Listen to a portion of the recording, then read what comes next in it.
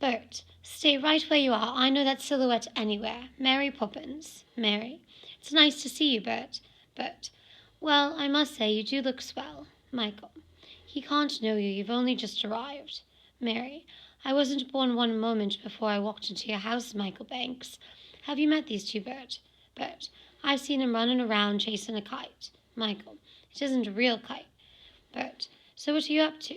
Jane. Mary Poppins says it's a game. It's called A Walk in the Park. Michael.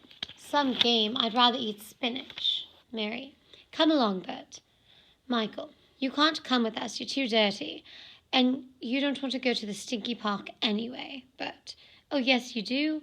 Because when you walk with Mary Poppins, you go to places you've never dreamed of. Michael. Jane, did that really happen? Jane. Yes, but how? Nelius. Mary Poppins, of course. Jane. But how did you make it happen? Mary. Anything can happen if you let it. Jane. Mary Poppins, how long will you stay? Mary. We'll see. Michael. You won't leave us, will you, Mary Poppins? Mary. I'll stay until the wind changes. Now run along. Winifred. Jane and Michael want to say goodnight. George.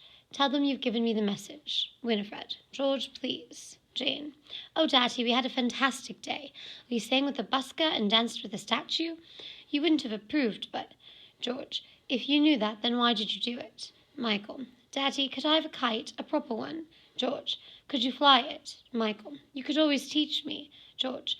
When would I have time to do that? Now would you please let me get on? Good night. Winifred. Poor Michael. All he cares about is flying kites. George. I used to love flying kites at his age, but my nanny, Miss Andrews, soon frightened it out of me. Winifred. Is it out of the question to do without a nanny? George. Don't be absurd. All the best people have nannies, so the wives can do charity work and entertain.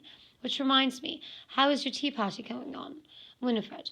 I'm not sure. It seems so odd to send out invitations to people I hardly know. George. But the people you should know. Remember, by your friends shall ye be judged. Winifred. But that's the point. They're not my friends. George. Winifred, dearest, I'm only thinking of you.